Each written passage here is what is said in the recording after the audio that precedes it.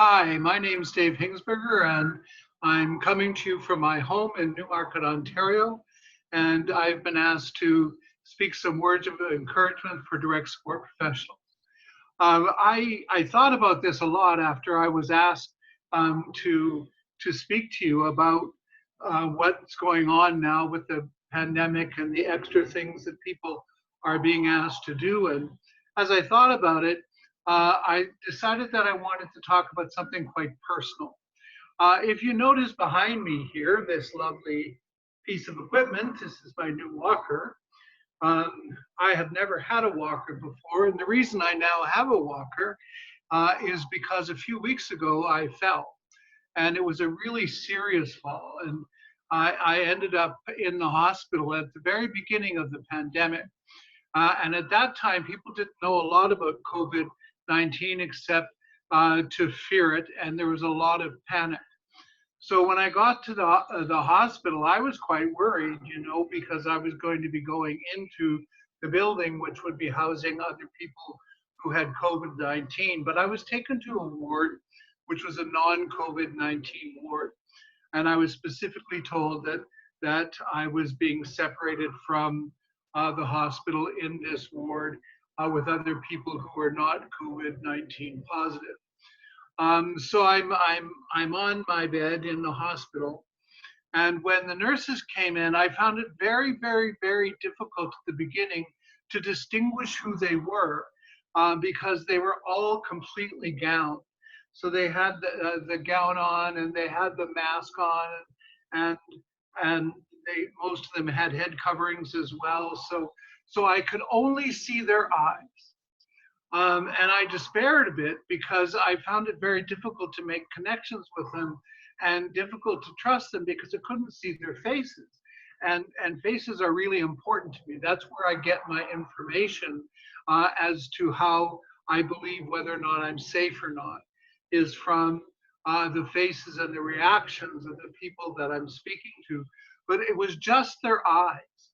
Um, and I was in distress, of course, because I didn't know why I had fallen. I didn't know why I had suddenly become so weak.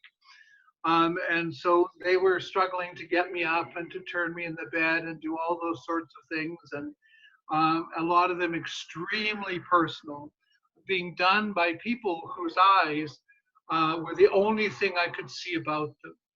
Um,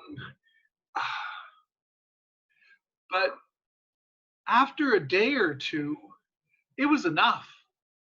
It was enough. I could see kindness in people's eyes. I could see when people were bothered, and I could see when people were willing to help me, and I could see when people were not willing to help me. I could see when people accepted me, my weight and all. I could see when people didn't accept me, my weight and all. Um, and I think that that's something important, is that we manage to communicate through our eyes and through our actions who we are at our core. I know this pandemic is a frightening thing to be working through, and I know that it's disproportionately hitting direct support professionals, and it's calling out from us probably the best and worst aspects of our character. But I think the thing that you always need to realize in situations like this is that there is a person on the other end of your care. There's a person at sort of the blunt edge of your temper and annoyance, and there's a person there, and that person is looking into your eyes and they're hoping to find kindness there. And for me, I struggle with kindness. This is something that I want to be. It's something that I work to be. It's not a personality characteristic. It's an action that is taken, and it's an action that is intentional in its nature.